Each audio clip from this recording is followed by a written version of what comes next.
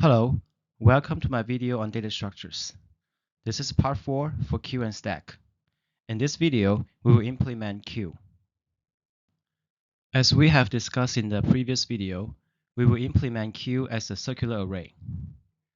Most of the implementations can still be inherited from the vector data structure, except the 5 components that are listed right here.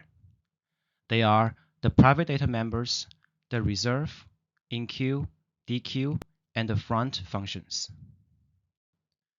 The private members of queue are similar to those of the vector. The only difference is that we need to define two scalar variables, data start and data end, which mark the boundaries of the data in the circular array. The next difference is the reserve function, which increases the capacity of the vector to hold more data elements. Recall what we did for vector's reserve function is to first reallocate a large chunk of memory and copy the existing data to the new memory location.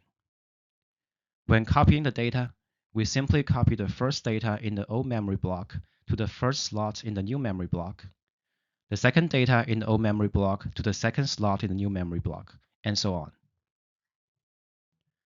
However, for the reserve function for queue, note that the first data element is not always stored at the first position of the array.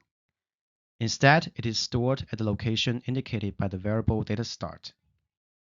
In this case, what we need to do is to start the copy from the position specified by data start and end with the position specified by data end. After the copy, we will also need to update data start and data end accordingly. This is the code for implementing the queue's reserve function. Let's focus on the for loop between lines 6 to 9, which copies the data from the old array to the new array. Here, the variable I specifies location in the new array.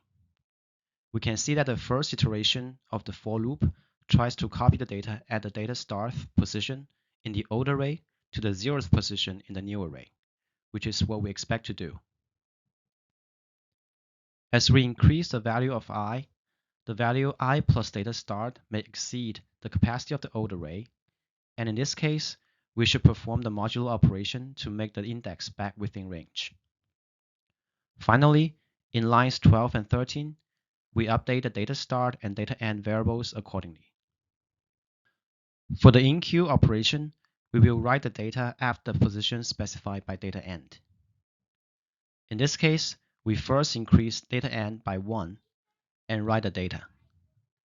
When increasing data end, we may face the problem of index overflow, and we solve this problem with adding the modulo operation in line 5. For the dequeue operation, we can simply increase the data start variable by 1 to implicitly remove the data.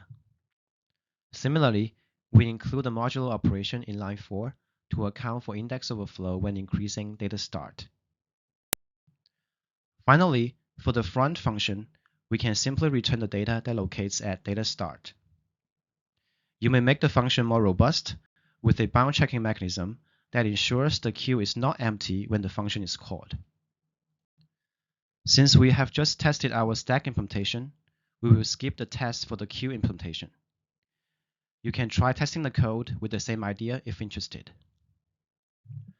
In summary, in this video, we have discussed the implementation of the queue data structure. In the next video, we will discuss an application of the stack data structure, which is the parsing of an arithmetic expression and the computation of the result. Thanks for watching and see you next time.